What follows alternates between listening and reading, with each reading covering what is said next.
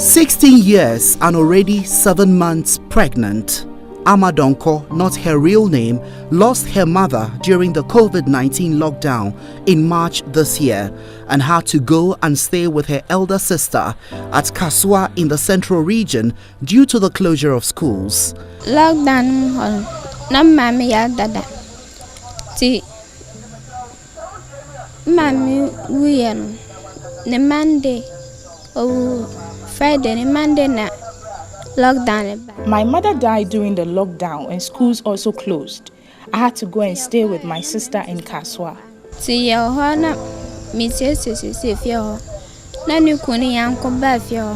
While there, my sister's husband's friend promised to take care of me and we had sex on 2 occasions. Amma says she was deceived by her sister's husband's friend into having an amorous affair with him.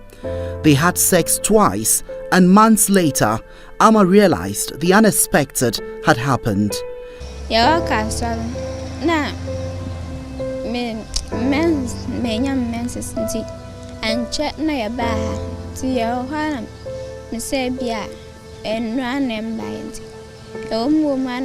When I later returned to Nyankumase, I realized I was pregnant. Now, the junior high school second-year pupil has been abandoned to cruel fate as the man whom she claims impregnated her has denied being responsible. Her family has also given up due to the cost involved in pursuing such cases. He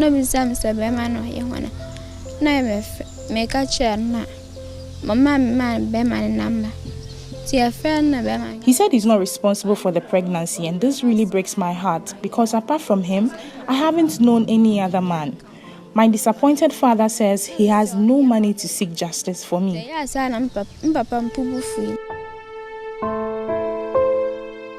Amadonko's story is one of many here at Fanti Nyankumase, a farming community in the central region where girls, due to inequality coupled with the recent COVID-19 stay-at-home directive, give in to sexual advances for survival.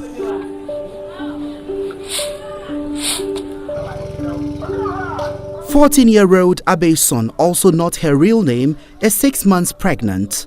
Abba does not know her parent and stays with someone as a house help. The 14-year-old GHOne student says after the closure of schools was announced in the wake of the COVID-19 pandemic, she got herself a boyfriend whom she suspects dragged her and impregnated her.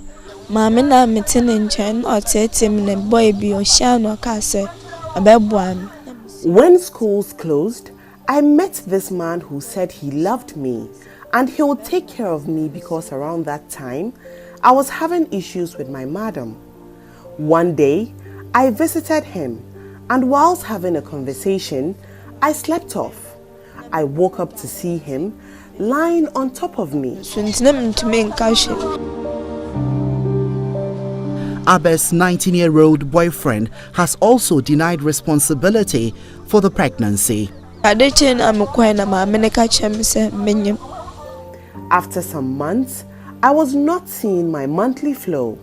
Later, I confirmed I was pregnant.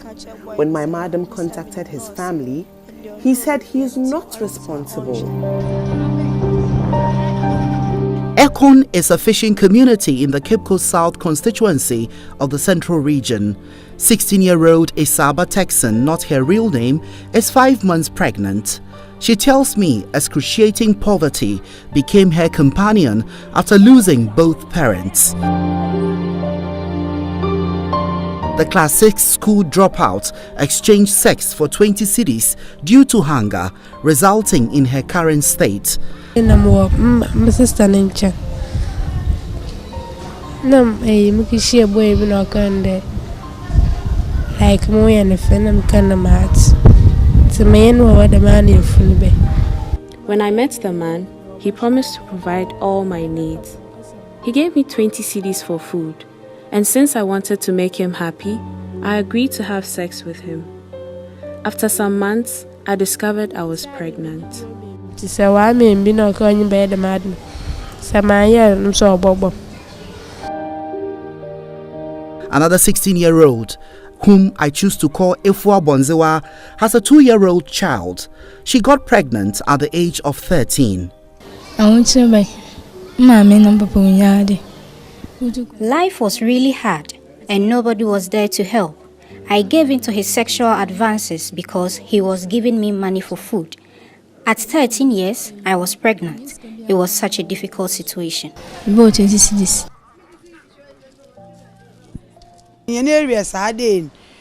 hardship in this community is just unbearable. The way and manner our young girls are getting pregnant is simply disgusting. We really need to address this seriously. I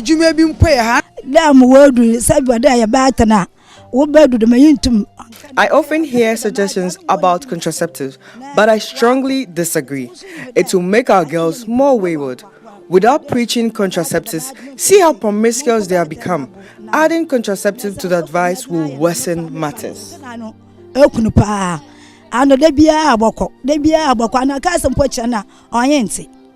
Access to reproductive health care, it's a very sensitive issue, especially at the community levels. So many barriers, for adolescents to access reproductive health.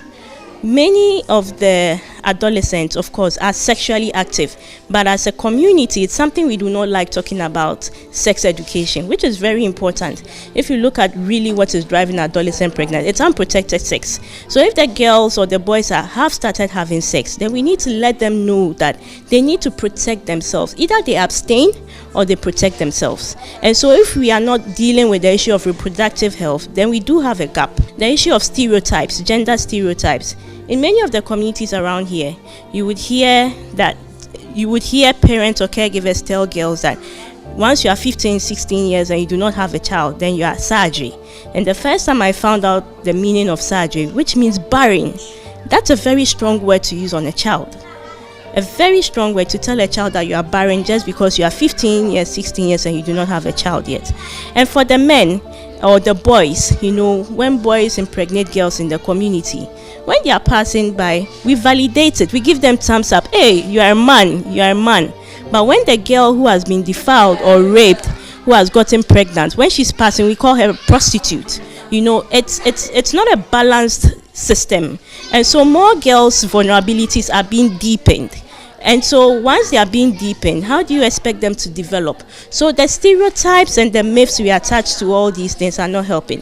Recently, I heard from a small boy, he's 14 years. He said he's been told that if you do not have sex now, all the sperms will freeze in his waist and he will not be able to walk. And so he's ready to have sex. These things, these sayings, these myths, proverbs and all that are fueling a lot of these issues. Between January and May 2020, the Central Region alone recorded 4,100 adolescent pregnancies. The Komenda Edina Eguafu Ebri municipality is one of the hotbeds for adolescent pregnancy in the Central Region. In Kisi, one of its suburbs, we meet 15-year-old Esi Kondria, not her real name. Esi, a victim of parental neglect, is 4 months pregnant after exchanging sex for 5 cedis to buy food. The man she named as responsible has since denied.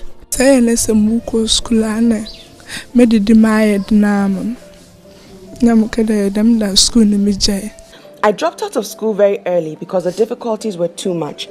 My mom had neglected me, and even food to eat was a big problem.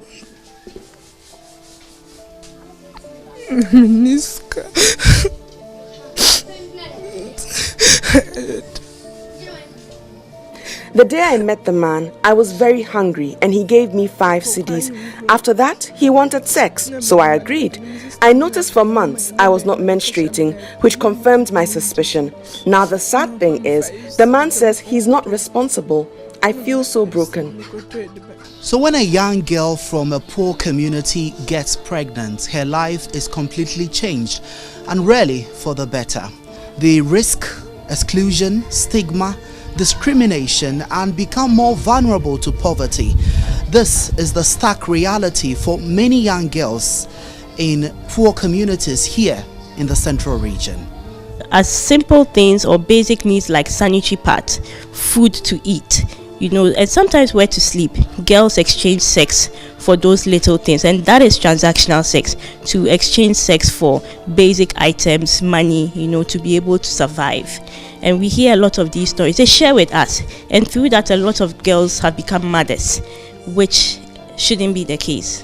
If you listen to all the stories that adolescent mothers especially share, you'd realize that apart from the poverty issue that drives them into having transactional sex that brings about adolescent pregnancies, the other part of it is neglect from home, where girls do not feel loved, they do not feel like they belonged. And so once they are getting love from outside, somebody buys them Indomie, somebody buys them credit, they feel like, oh, this person loves me so much, and then they begin to give themselves just to be able to feel love. Few kilometers away at Ayenswano, 12-year-old Efua Ohia, not her real name, has been defiled 5 times by a 65-year-old neighbor who threatened her she would die if she told anyone about it.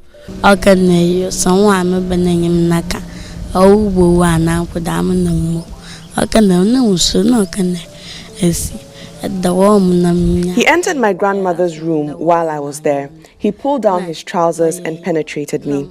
He did it to me 5 times, but I couldn't tell anyone because he told me I would die if I did. He also said he had done it to so many girls in the town, and all of them kept it a secret. Doctors' report on Efua shows her hymen is broken, even though her abuser, who is in police custody, contends he is not guilty. The young girl is now grappling with pungent white discharges from her vagina. Right now, I'm in pains, and there is white discharge from my vagina. It smells very bad. Reports from the Domestic Violence and Victim Support Unit (DOVSU) of the Ghana Police Service suggest that many of these rape and defilement cases occur in rural areas to vulnerable children of less privileged parents who find it difficult to bear the cost of initiating prosecution for justice to prevail. According to the Ghana Medical Association, doctors charge between 300 and 800 cedis to fill out police medical forms and 1,000 to 2,000 cedis for giving a medical opinion for legal purposes. Non-governmental organization International Needs Ghana, which has undertaken so many initiatives to stem the tide in the region, says cases often go unreported due to the high cost involved. Extremely frustrating. As I speak to you now, we have a case of a 12-year-old girl who's been defiled by someone who is 50 years and above. And just to get the girl to go through the medical process, we've had to pay monies for that girl to get her medical examination done and all that. So from very rural communities such as this community, when parents cannot even provide 3 square meals for their children, where are they going to get 500 cedis for to go through the reporting process for defilement cases? So they'll rather abandon the cases. And so some of our institutions will say that cases are not being reported. But this is the reason why some of the cases are not being reported, because it's quite cumbersome and it's expensive to report such cases and get help. At Jokwa Krobo, another farming community, this 16-year-old mother who was impregnated at the age of 14, allegedly by her class teacher, breastfeeds her baby. She says during her final year in junior high school, she needed to pay 20 cedis for her year group's Lacoste shirt, but to no avail. Her teacher footed the bill, allegedly slept with her in exchange and impregnated her. School maka 1 month me akotre BC. No kind am say okay mate. Nti me Lacoste My mom and dad had separated, and life at home was tough. Everyone was paying 20 cedis for the Lacoste shirt for my year group, but I didn't have the money to pay. My class teacher paid for me and had sex with me in return. But when I was confirmed pregnant, he said he is not the one. My mom is one taking care of the baby and me. The teacher has denied the pregnancy, but the girl's family lament it is unable to seek justice due to the steep cost involved. I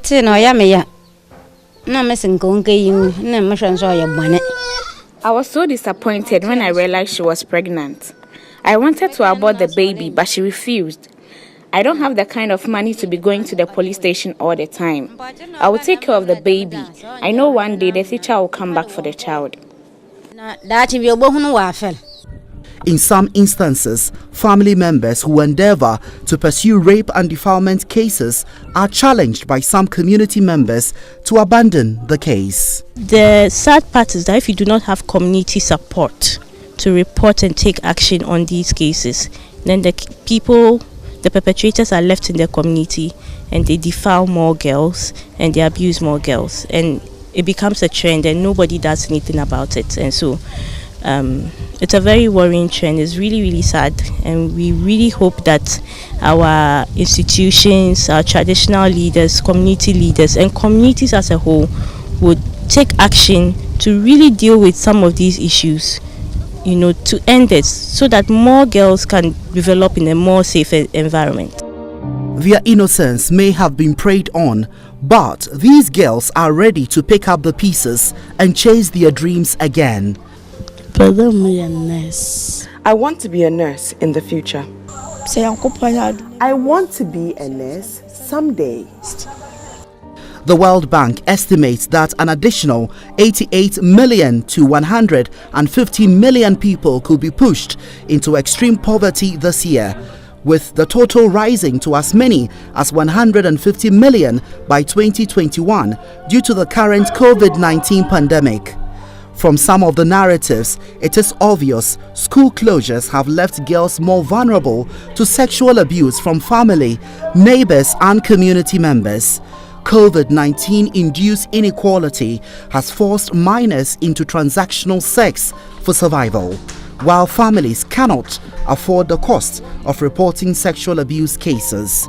In the wake of COVID-19, we did envisage that if proper interventions are not done to manage the situation, then adolescent pregnancies were going to go high, child marriages, of course, abuse as well, and so we had to put in some interventions. And like I said, most of these girls and boys, their safe space where they felt safe or where they were some sort of safety was ensured was at the school level, but now they are home and most of them are living with their abusers, people who harass them, and now parents are going to work, and so there's no parental care during that period when the parents are at work. Who takes care of the child between that period? And so they are exposed.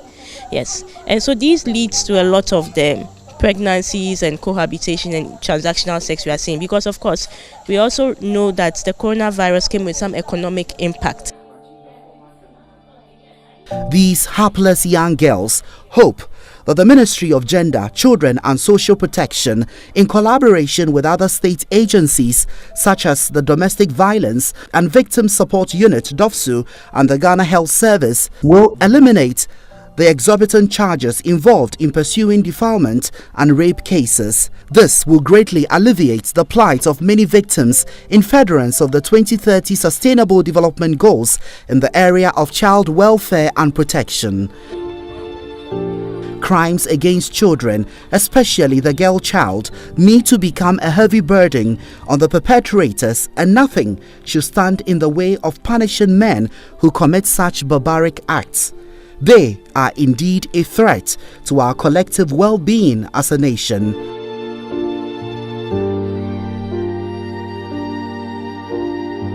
Ridwan Karim Dini Osman, GHOne News, Central Region.